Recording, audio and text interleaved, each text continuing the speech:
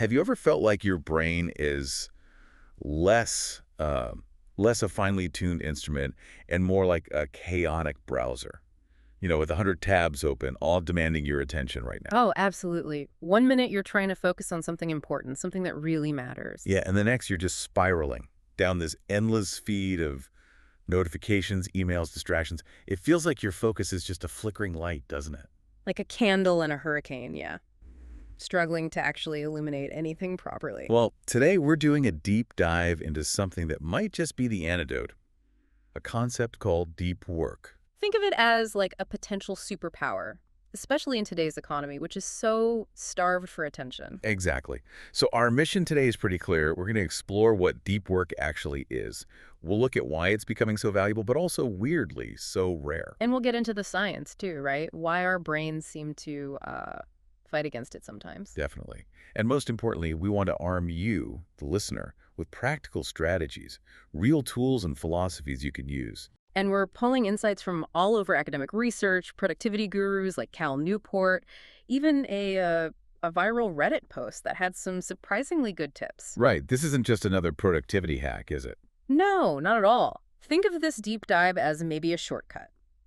A way to master complex skills faster, produce work that really stands out. And maybe even more importantly, find more meaning, more satisfaction in what you do. Precisely. Both professionally and personally. It's fundamentally about taking back control of your attention, your most valuable resource, really. Okay, so let's unpack this term, deep work.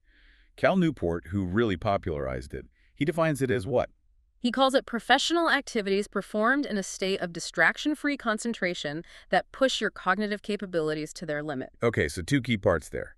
Distraction-free and pushing cognitive capabilities to their limit. Exactly. It's not just about focusing. It's about focusing intensely on something challenging, something that creates new value, improves your skill, and is genuinely hard for someone else to just replicate. High-impact stuff. That's the idea. And to really get it, you need to see the contrast with its opposite, shallow work. Right. What falls into that category? Well, shallow work is the non-cognitively demanding stuff. Logistical tasks, often done while you're distracted, replying to emails endlessly, routine admin, constantly checking your phone or Slack. The busy work. Pretty much. Yeah. It doesn't really create new value. It's easy for others to do, and it doesn't require that sustained, deep focus. So it's not just what you do, but crucially, how you're doing it, the level of focus. Absolutely.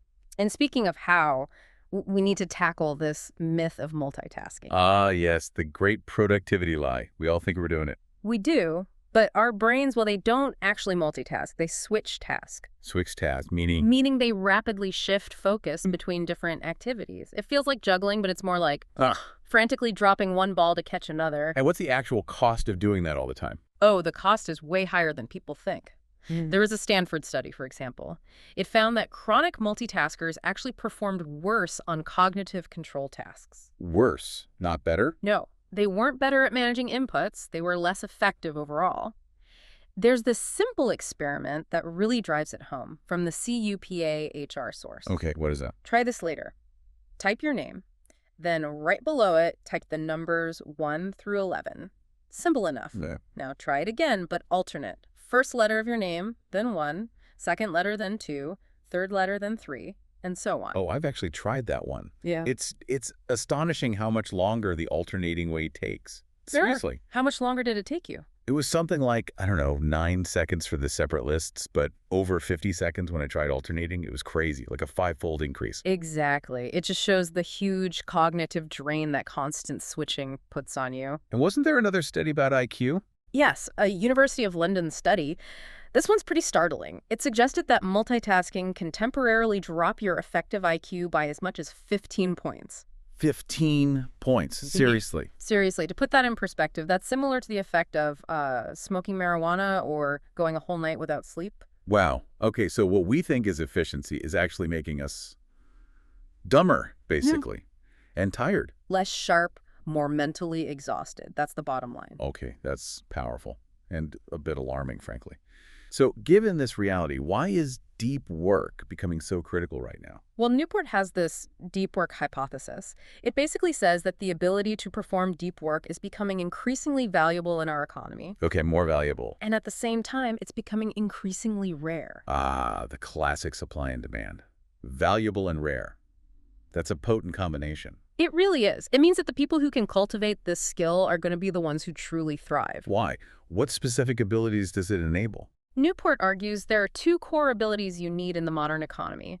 First, the ability to quickly master hard things. Because technology and industries change so fast, right? Right. Continuous learning is essential. And second, the ability to produce at an elite level. It's not just about learning skills, but about actually producing high-quality, impactful results consistently. And both of those depend on deep work. Fundamentally, yes. Yeah. You can't master complex information quickly or produce top-tier work if you're constantly distracted and operating in that shallow mode. Okay, it makes total sense why it's valuable, but if it's so crucial, why is it getting rarer? What's pushing against it? Well, a big factor is what you might call our culture of connectivity. You mean things like open plan offices, Yeah. instant messaging, constant emails. Exactly. Slack, Teams, the pressure to have a visible social media presence. These things often seem like they're about collaboration or being responsive. But they actually undermine deep focus. They often do, yeah. They create environments filled with constant potential interruptions. It fragments attention. And then there's this idea of the principle of least resistance. Right.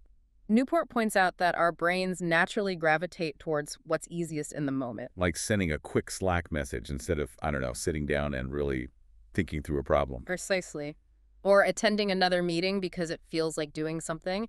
It's easier than carving out that protected time and facing the discomfort sometimes involved in deep concentration and planning. We trade long-term value for short-term ease. Unconsciously most of the time. Yeah. That really resonates. Yeah. It is easier to just react to the latest ping. What else makes it rare? Another issue, especially in knowledge work, is job ambiguity. It's often hard to clearly measure productivity, right? Well, it's not like making widgets where you can count the output easily. Exactly. So because it's hard to measure real output, people often default to creating an impression of being busy. Ah, the performative work. Answering emails super fast, scheduling lots of meetings. Right. It looks like engagement, it feels like work, but it's usually shallow work, not deep work. And we can't ignore the internet itself, can we? No, the sort of cult of the internet, as Newport puts it. The internet prioritizes speed, volume, constant updates, novelty over depth. Which clashes directly with the values needed for deep work, like quality, mastery, sustained thought. Big time. Deep work feels almost old-fashioned compared to the internet's pace. Okay, so it's valuable, it's rare, and there are strong cultural forces working against it. But you mentioned earlier it's also about meaning and satisfaction, not just productivity. Absolutely. There's a strong link between depth work and psychological well-being. Consider the neurological argument. Sure. There's a science writer, Winifred Gallagher. She wrote about her experience with cancer. Instead of dwelling on the illness, she made a conscious effort to direct her attention towards daily pleasures, walks, movies, time with friends. She focused on the good stuff. Deliberately. And her big insight was that by managing her attention this way, she wasn't just distracting herself, she was actively reshaping her experience of reality. It shows how much control we have over our subjective experience through focus. Wow. So directing attention is directing experience. In a very real way. And conversely, shallow work with its constant switching and low cognitive engagement tends to be neurologically draining and even upsetting.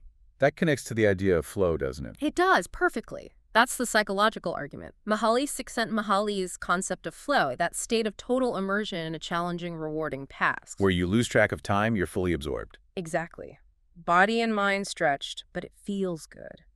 Deep work is often the pathway to that flow state, which is incredibly satisfying. And there's a philosophical angle, too. Yeah, the idea that cultivating a deep appreciation for your craft, for the work itself, uncovers intrinsic meaning. Deep work helps you extract that meaning because you're engaging with the substance of your work, not just the surface logistics. It moves work from just tasks to potentially a source of purpose. That's the potential, yes. Linking what you do with how you feel about your life. Okay, but we have these powerful forces working against us. Let's talk more about distraction, especially modern digital distraction. like short videos. Right. The explosion of short-form video, TikTok, Instagram Reels, YouTube Shorts. There was a recent ERIC study looking specifically at this. And what did it find? It found a strong negative correlation. The more frequently students consume these short reels, the worse their attention spans were and the lower their academic performance. Lower GPA, things like that. Yeah, lower GPA, higher error rates on attention tests, even slower reaction times in those tests. How much slower? Well, the study looked at 150 undergrads. About 40% spent over 3 hours a day on reels. Those high consumers had 27% higher error rates and reaction times, around 420 milliseconds, compared to about 300 milliseconds for low consumers. That's a significant difference in cognitive speed, almost 50% slower reactions. It really is. And this links to something called cognitive load theory. Okay, explain that. Basically, our brains have a limited capacity for processing information at any one time. Short-form videos, with their constant cuts, fast pace, and novelty, they just overload that capacity. They max out our processing power. Pretty much. They deplete those limited resources, making it much harder to then shift gears and concentrate on something that requires sustained focus, like reading a dense text or solving a complex problem. Your brain is essentially tired out. That's like our mental RAM is full. That's a good analogy. It also fits with Kahneman's attentional resources theory. Our attention is finite, like a pool of energy. And these apps just drain the pool. They fragment it and exhaust it. Continuous exposure to that kind of high-stimulation, fast-paced